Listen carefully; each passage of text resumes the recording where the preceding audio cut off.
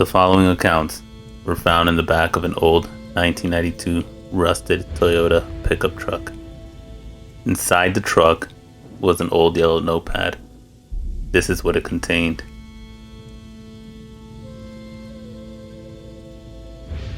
The winter had taken a toll on business, like it always does.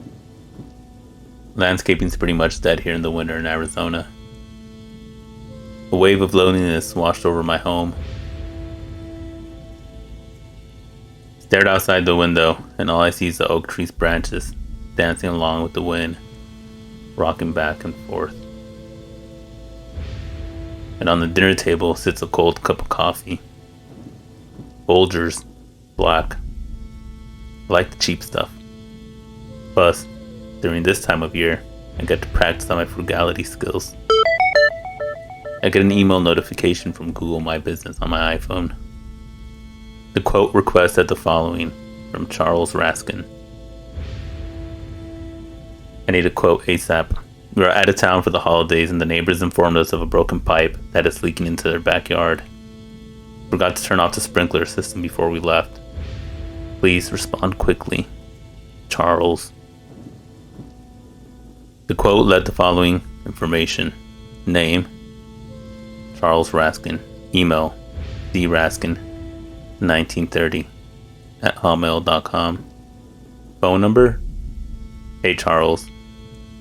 Oscar here from 88th Street Lawn Care. Got your quote via Google. Following up to see if we can visit the property and identify the broken pipe. Charles responded, Here's my address. 882 Song Sparrow in Sedona. I replied, Okay, I'll be there around 2 p.m. I'm assuming there's no dogs in the backyard.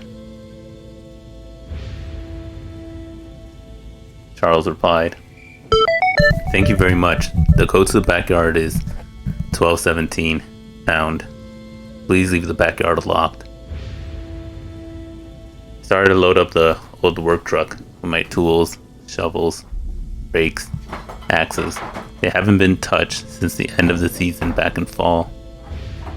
A little bit of rust covered them, but not enough for anyone to notice but me. It felt good doing something with my day. At this time of year, my days usually consist of watching old westerns and tinkering with old lawnmowers in my garage. Mowers I find free on Craigslist or on the other side of the road. Felt good firing up my old work truck, Johnny Cash playing on the radio, and the mood felt just right. Felt like a work day, the best kind of days.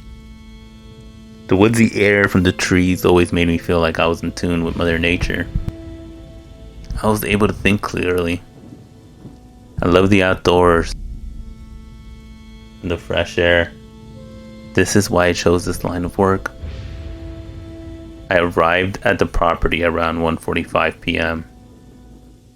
Overgrown rose bushes and tall grass filled with weeds stared back at me. The urge to want to just clean it all up and leave it looking tidy gnawed at me. Focus, Oscar, I told myself. I made my way to the backyard. Punched the code on the keypad of the gate. Voila! The key popped out of the back part of the keypad. It was one of those fancy new gate locks. I had seen them in some of the properties I serviced before. Took my pack of Newports out of the main front pocket of my Carhartt bibs and took a drag of my last cigarette. Irrigation work and cigarettes were a good combination for me. Kind of like coffee and donuts. Typical breakfast of mine consisted of a cup of coffee and a cigarette. Folgers coffee. It's different in the morning for a blue-collar worker like myself. Sometimes I hit up the gas station, but usually I make it at home. The backyard was a typical suburban backyard. The lawn was a medium-sized overgrown lawn with some dead bushes and an orange tree full of oranges. The tree dappled shade and warmth, with oranges ready to be munched. I opened the valves to identify the leak of the pipes. Turned the valves clockwise. Bam! I saw the fucking leak. It wasn't a pipe, it was a riser from one of the sprinklers that busted. I took a picture of the broken riser and texted Joe. And I texted Charles. Hey Charles, It looked like we got a broken riser. I can replace it with a new one. It'll be $85 with materials. Once the job is done, you can pay me via Venmo or Zelle. Great. Get it done, texted Charles. Started digging, and that's when it all started. This fucking carousel of confusion. The moment I knew that my life, as I knew it, had changed, like an awakening. A fucking awakening. It all started when the shovel opened the earth and I started working. What was supposed to be a 20-minute job turned into complete chaos. As I was digging towards the riser, I noticed something else in the dirt. Then I knew something was off. You see, a year ago I had lost my keys. My keys consisted of the following items. Keychain of a small Rubik's Cube. Cheap multi-tool from China. And a mini flashlight. Felt like deja vu. Put the keys in my pocket and I sat there for about 10 minutes just wondering how the fuck my keys ended up there. Was my mind playing tricks on me? Maybe I've been here before and they fell while I was doing some work. Maybe somebody was playing a prank on me. Either way, curiosity got the best of me, so I started digging. Something kept telling me to dig. The next thing I found was an old Game Boy Color I lost when I was a kid. How did I know it was mine? Well, you see the back of the case where the batteries go had an old faded Super Mario sticker I placed there when I was a little kid. I remember getting that sticker for my cousin's birthday in the goodie bag. This felt wrong, felt weird. This felt unnatural. However, a weird part of me wanted to keep on digging. What I found next screwed me up in so many ways, and I felt like my mind was breaking. Kind of like a static TV with no reception. You smack the TV a few times and you get the signal. But my case was different. Just smacking my head a couple times, static was still there. It was like an anxiety that flushed over the top of my head. It was weird. But I dug a little more, and what I found next fucked me up in so many ways. I found the cadaver of my dog that went missing when I was 14. The cadaver looked fresh. Cisco. Cisco was a good dog. Pit mixed with something else. It's crazy because Cisco found us. One day he shows up at the front door and puts his paw out. We have no idea where he came from. We asked the neighbors, called shelters, the whole 9 yards. Nobody knew anything about him, so we kept him. He went missing one day after a stormy season from a broken fence picket that led to the street from my backyard. My knees hit the ground and I cried. I realized Cisco was the only true friend I ever had. We were bonded together. He always protected me from bullies and from creeps. One time Cisco even saved me from getting kidnapped. As Cisco and I walked in the park one evening, a white ice cream truck pulls up next to us. An older guy in his 60s grinned toward us, carried himself with a busted up smile and a senile energy.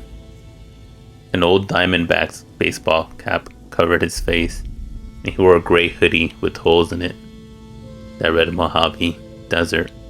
Black faded jeans and old white sneakers that turned yellow over time. Nikes. Air Force Ones, I believe. Out of nowhere, his friend jumps me from behind and tries to put me into the van. I didn't remember how his friend looked at all. All I remember was that he was short and stocky. I wanted to scream, but I couldn't. Dirty, oily hands covered my mouth. I was almost in the van and taken to God knows where when Cisco came to the rescue. Cisco goes straight for the guy's leg and his jaw locks in on the guy. Cisco's not letting go. Cisco's shaking this creep's leg ferociously and violently back and forth. After what felt like a few minutes, the dude finally breaks through. The kidnappers managed to get away and speed off after the entire neighborhood came out. It was common in this area. Human trafficking was real. and it was unforgiving. Any kid in the area was a target. Many kids went missing, never found. Families mourning for years, never getting any kind of closure. Just wondering what happened to their child. My stomach twisted and my head started spinning. My breathing was getting shallow. Felt like I was gonna puke. Am I going crazy? I said to myself. Dug for the next few hours with tears rolling down my face and my cheeks. I found more and more missing toys, collectibles, and random things I lost throughout my life. Time was now 4:30 p.m. Started to get dark. Grabbed a bucket and put all of my old shit in it. I buried Cisco. Buried him in my backyard and held a little memorial for him. I texted Charles telling him the problem was fixed.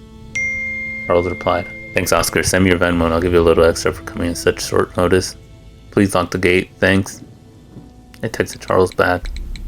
"Hey Charles, your lawn looks horrible. It's overgrown. Suggest that we clean it up." In reality, I wanted to do the job.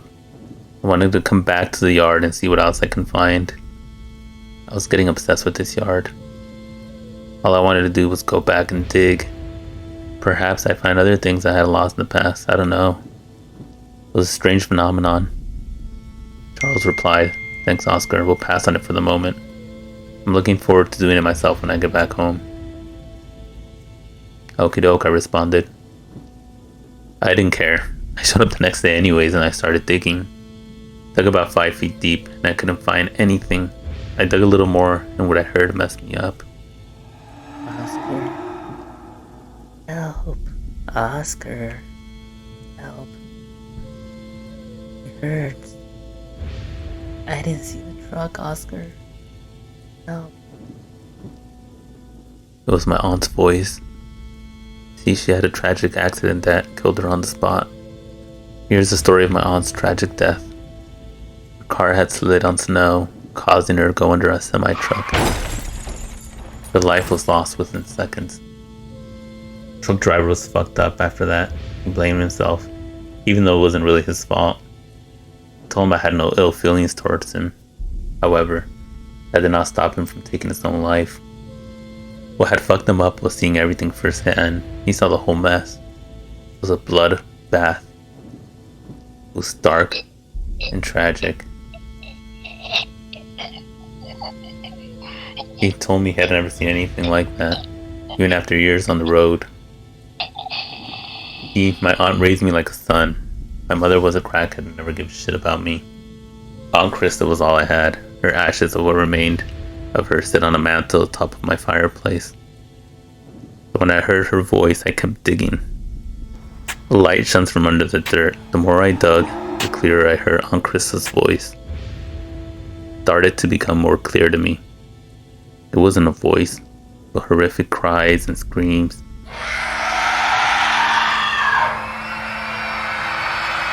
Deadly ear-piercing screams, so bad that my ears started to bleed.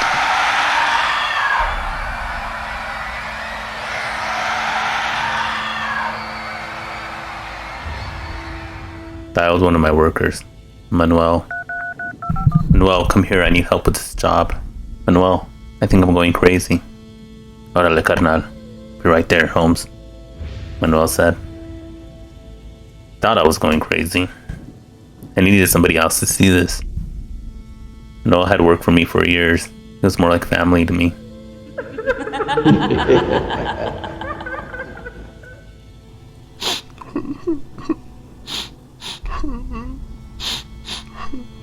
Manuel arrived 30 minutes later and found me crying in the corner of the backyard near the fence line.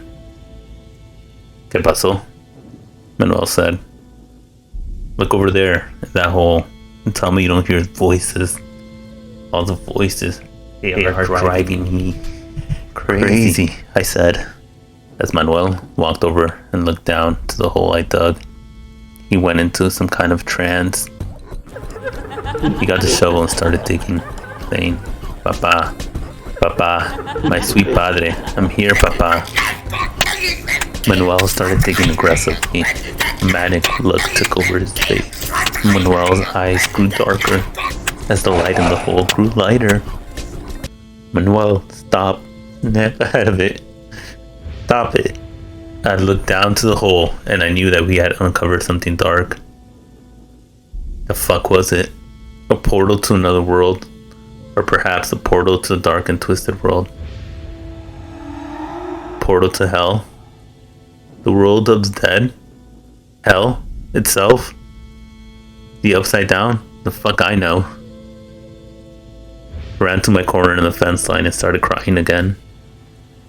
Stir your little head to wake, dear. You've company. This is when I started writing everything that had happened. I wrote everything down on my old yellow notepad. However, I don't know what will happen next. Manuel is gone. Poof. He jumped into the portal. I know I'm next. The light in the hole keeps calling my name, and the euphoric feeling I have when I look into the light makes me feel like I'm having a rebirth, like a cleanse.